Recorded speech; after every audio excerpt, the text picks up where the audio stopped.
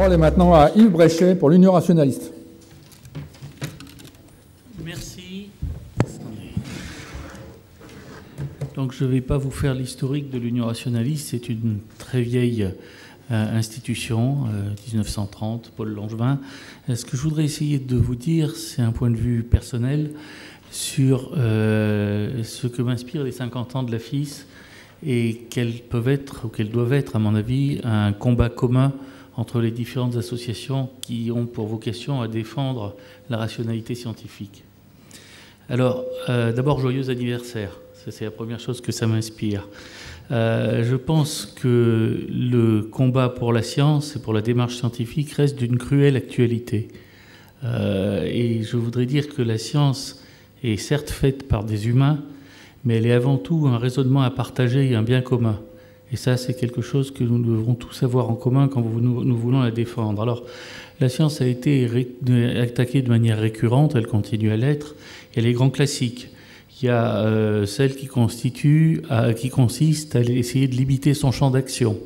Tout un ensemble de religions diverses et variées tenait absolument à dire aux scientifiques ce qu'ils avaient le droit de regarder ou de ne pas regarder. Il y a une autre manière qui a été plus le champ d'action des idéologies et des églises non religieuses, je dirais, qui est d'asservir les conclusions de la science à ce qu'on pense être le sens de l'histoire. Vous avez tous en mémoire des exemples de cette manière dont la science a été détournée de la liberté de réflexion qui doit être la sienne. Et puis il y a une troisième manière qui est de relativiser, c'est-à-dire de considérer que la science est un mode de savoir parmi d'autres. Je ne pense pas qu'on doive dire que la science est un mode de savoir supérieur à d'autres. La science n'est pas meilleure que la poésie ou la musique, elle est juste différente. Et je crois qu'elle doit se revendiquer comme différente. Alors il y a de nouvelles armes. Ça, je vous ai parlé des différentes attaques qu'on a pu voir au cours des siècles, depuis qu'on fait de la science essentiellement. Il y a de nouvelles armes, et une à laquelle je suis particulièrement sensible, c'est le primat de l'origine sur le contenu de l'énoncé. Et ça, c'est quelque chose qui est exactement en phase avec le fait que la science est un bien commun à partager. Alors il y a différentes manières de le faire, ce primat du contenu sur l'énoncé. Il y a une manière consistant à dire les scientifiques sont des gens bizarres. Et c'est pas faux, vous prenez un Newton alchimiste, vous prenez un Flammarion spirit, vous prenez un Edison qui parle aux âmes de l'au-delà, vous pouvez vous dire ils sont quand même un petit peu givrés. Il y a un deuxième aspect qui est extrêmement délétère, et malheureusement on le voit se répandre d'une manière assez inquiétante, c'est le cas des fraudes scientifiques. La fraude scientifique est quelque chose qui non seulement entache l'image de la science, mais la fraude scientifique est quelque chose qui détruit la possibilité même de la science. Et puis la troisième chose, c'est la chasse au conflit d'intérêts comme prérequis à l'analyse du contenu. Je ne suis pas en train de dire qu'il ne faut pas chasser le conflit d'intérêts, je pense qu'il doit être associé à une analyse du contenu de l'énoncé. Alors les conséquences, pour ce qui est des scientifiques un peu farfelus, je veux dire, ça fait partie du folklore et je crois qu'on peut vivre avec. Pour ce qui est de la fraude, je pense que les cas de fraude scientifique avérée et couverte sont des actions qui sont gravissimes. Ce sont des choses qui tuent la science dans sa possibilité même. Donc toute complaisance vis-à-vis de la fraude scientifique est quelque chose qui doit être considéré comme une attaque frontale devant ce qui rend la science possible. Et la troisième chose, c'est la recherche des conflits d'intérêts doit être faite, mais elle doit être faite sur tous les conflits d'intérêts, et pas simplement en identifiant un diable qui serait responsable de tout conflit d'intérêts. Je pense qu'il faut la chercher partout où elle se trouve. Mais il ne suffit pas simplement de la chercher. Et la raison pour laquelle je pense qu'il ne suffit pas simplement de chercher, c'est la science remplit des aspects multiples de notre société. Elle est devenue essentielle à beaucoup de nos activités. Elle est devenue importante, très importante dans un certain nombre de décisions d'ordre politique, d'ordre économique. Et au moment même où elle a acquis cette importance, comme nous l'a dit Bernard Accoyer, il est devenu de plus en plus difficile de lui donner la possibilité d'aider à la décision. Alors, en 1666, Colbert avait créé l'Académie des sciences pour pouvoir conseiller le prince. Je crains de devoir dire, en tant que membre de l'Académie des sciences, que les princes se contrefichent équilatéralement de ce que peuvent leur dire les institutions.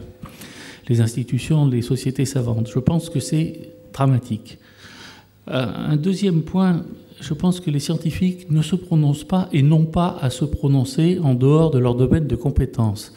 Un grand ancien de l'Union rationaliste, qui était Jean Rostand, disait qu'il y avait peu de choses aussi stupides qu'un scientifique qui donne un avis en dehors de son domaine de compétences. C'est pas faux. Donc un scientifique ne se prononce pas en dehors de son domaine de compétences. Par contre, un citoyen a besoin d'avoir un avis qui ne soit pas une opinion. Et cet avis n'aura évidemment pas la qualité que doit avoir une analyse scientifique poussée à son terme avec toute la rigueur qui est nécessaire à une analyse scientifique. Et là, je voudrais vous dire une chose, je crois qu'il faut composer avec le fait que on peut avoir une graduation entre l'opinion et l'avis. Et je vais vous faire un truc un peu jésuite, ce qui n'est pas vraiment dans mes habitudes. Il y a des opinions plausibles et il y a des opinions probables. Je pense que pour qu'un citoyen puisse avoir une opinion plausible, il a besoin d'avoir une information, et une information qui lui est accessible, et une information qui est compréhensible.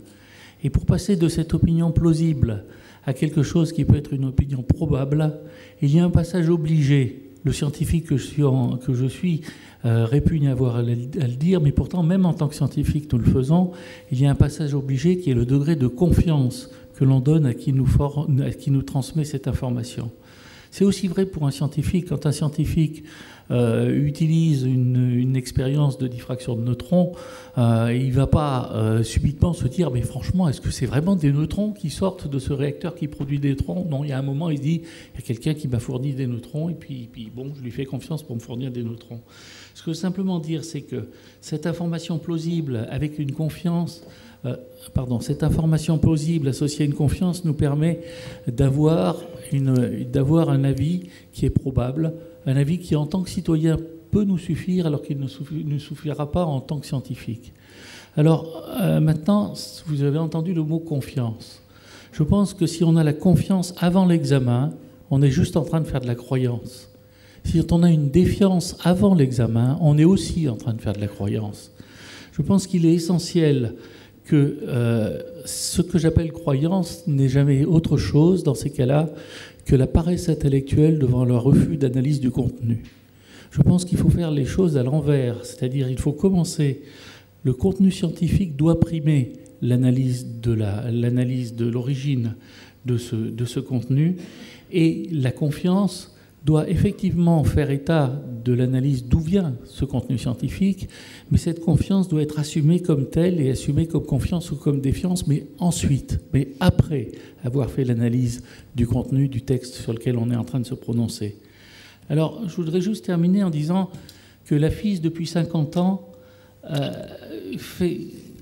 depuis 50 ans, par les dossiers qu'elle fait, par les articles qu'elle écrit, par les livres qu'elle suscite, fait des dossiers qui sont solides, pédagogiques, instruits, et qui donnent aux citoyens la capacité d'avoir ces énoncés plausibles. Libre à lui, après, de passer d'un énoncé plausible à un énoncé qu'il considère comme probable.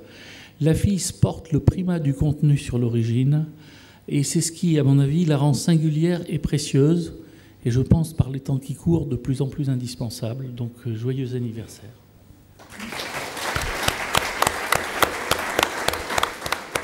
Merci d'avoir regardé cette vidéo. Pour être informé des prochaines conférences AFIS en ligne, n'hésitez pas à vous abonner sur notre chaîne YouTube. Nous vous rappelons également que vous pouvez retrouver le dernier numéro de la revue de l'AFIS Sciences et Pseudosciences en kiosque et sur notre boutique en ligne, ainsi qu'accéder gratuitement à tous les anciens numéros sur notre site internet afis.org et sur notre application smartphone AFIS Sciences. De plus, si vous souhaitez soutenir notre association, vous pouvez également adhérer via notamment notre site internet. Encore merci, au revoir.